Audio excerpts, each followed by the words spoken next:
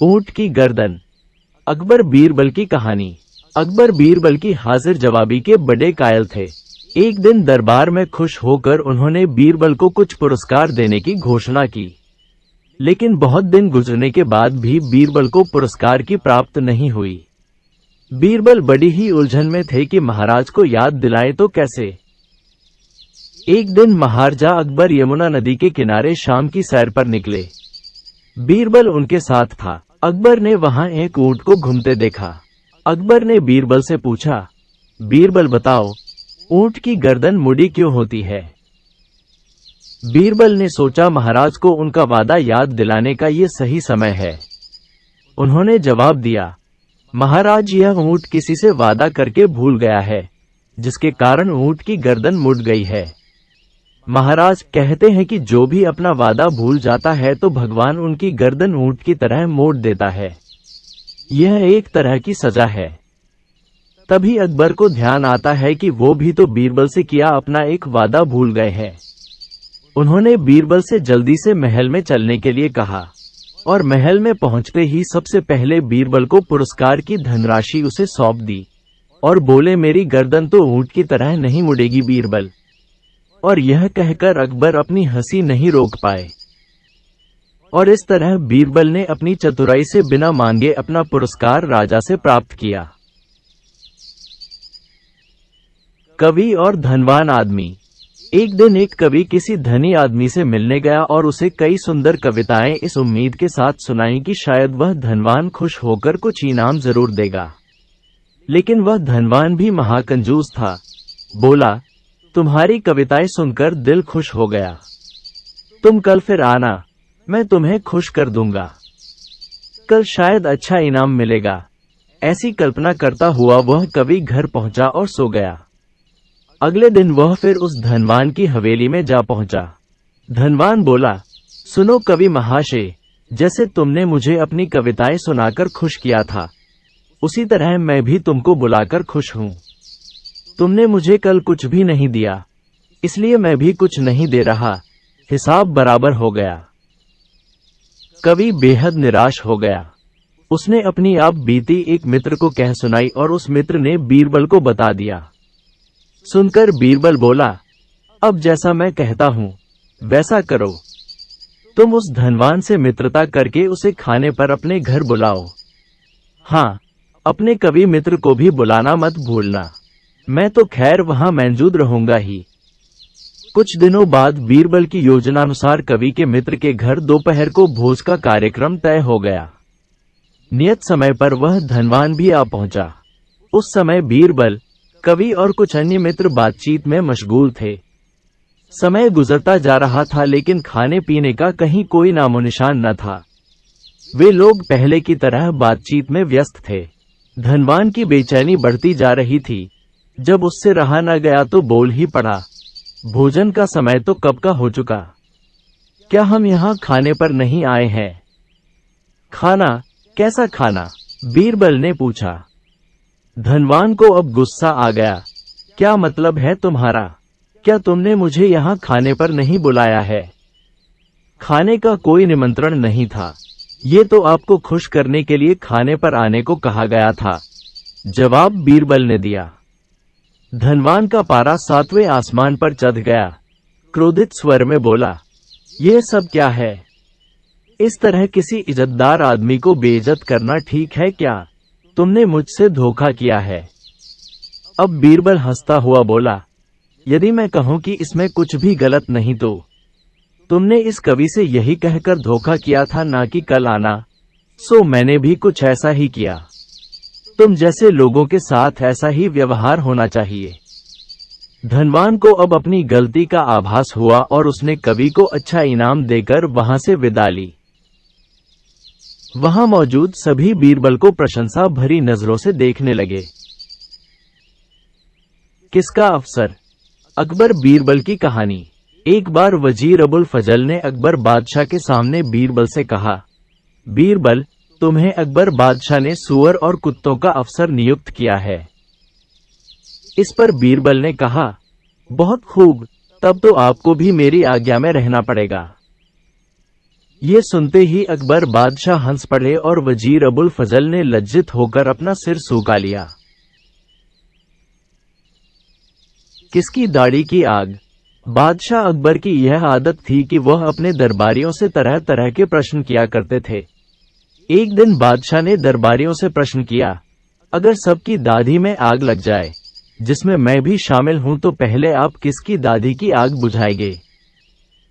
हुजूर की दाढ़ी की। सभी सभासद एक साथ बोल पड़े। मगर बीरबल ने कहा, हुजूर, सबसे पहले मैं अपनी दाढ़ी की आग बुझाऊंगा, फिर किसी और की दाढ़ी की ओर देखूंगा। बीरबल के उत्तर से बादशाह बहुत खुश हुए और बोले, मुझे खुश करने के उद्देश्य से आप सब लोग झूठ बोल रहे थे। सच बात तो ये है कि हर आदमी पहले अपने बारे में सोचता है। किसकी नेमत? अकबर बीरबल की कहानी। बादशाह अकबर प्रायः भेष बदलकर सैर के लिए निकला करते थे। एक दिन वह बीरबल के साथ भेष बदलकर शहर से बाहर एक गांव में पहुंचे।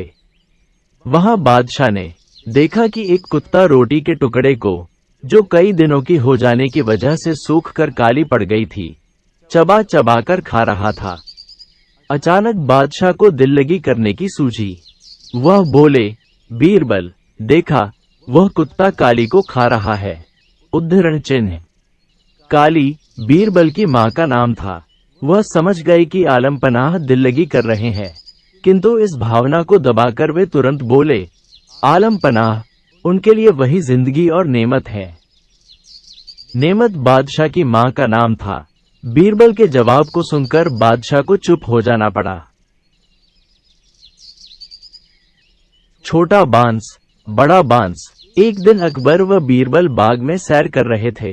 बीरबल लतीफा सुना रहा था और अकबर उसका मजा ले रहे थे। तभी अकबर को नीचे घास पर पड़ा बांस का एक टुकड़ा दिखाई दिया। उन्हें बीरबल की परीक्षा लेने की सूझी।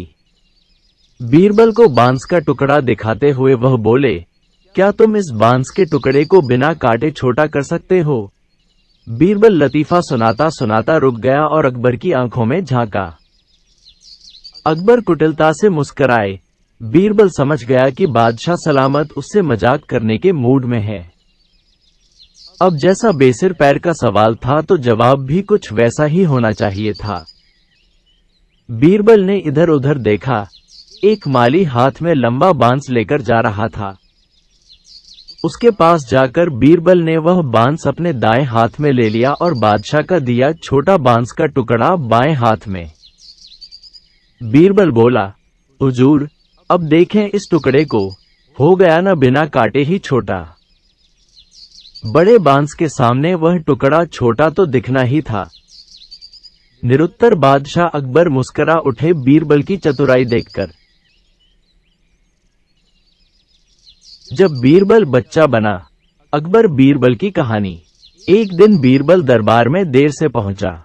जब बादशाह ने देरी का कारण पूछा तो वह बोला, मैं क्या करता हुजूर, मेरे बच्चे आज जोर जोर से रोकर कहने लगे कि दरबार में न जाऊं।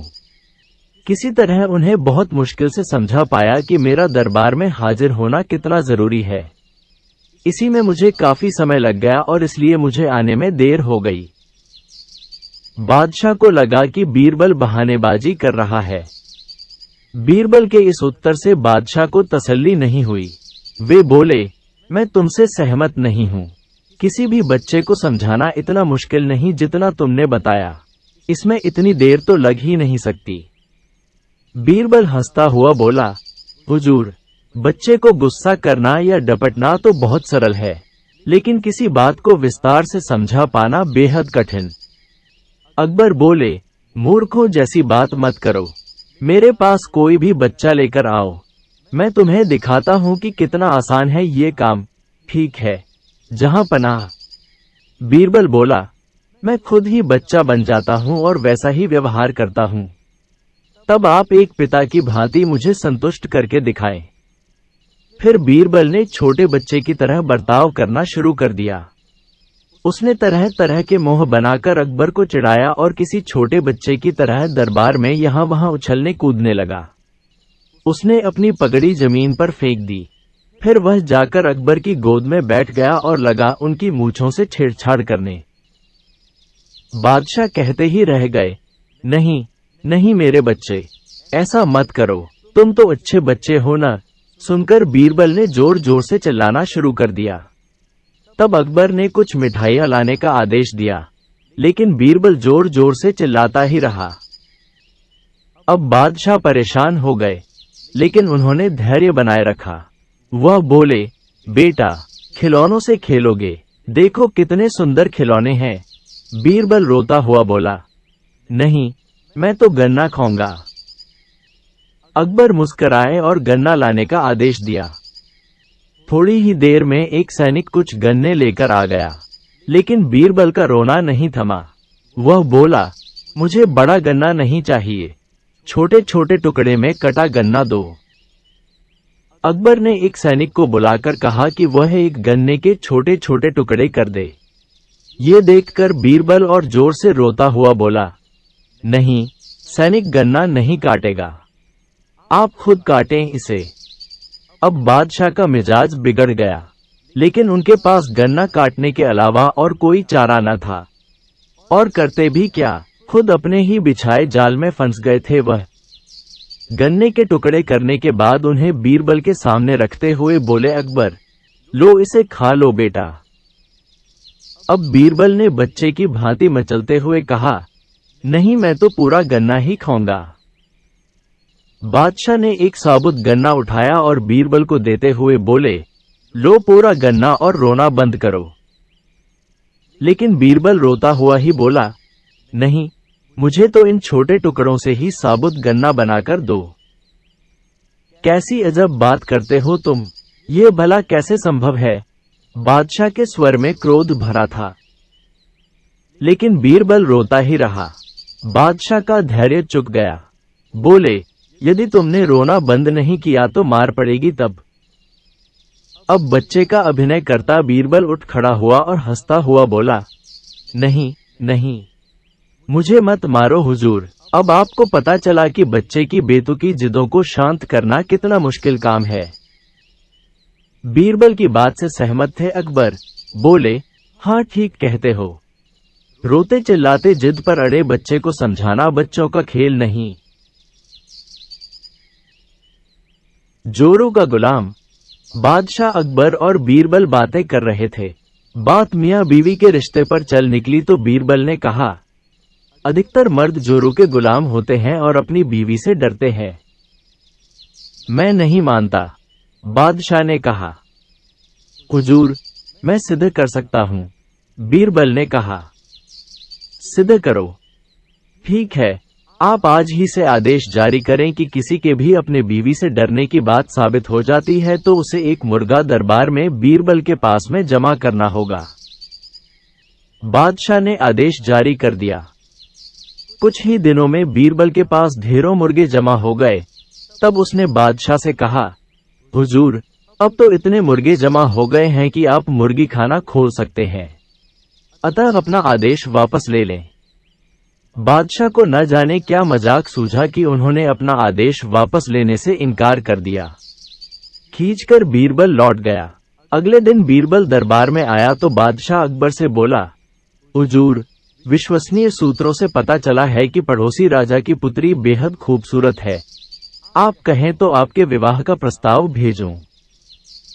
यह क्या कह रहे हो तुम, कुछ तो सोचो।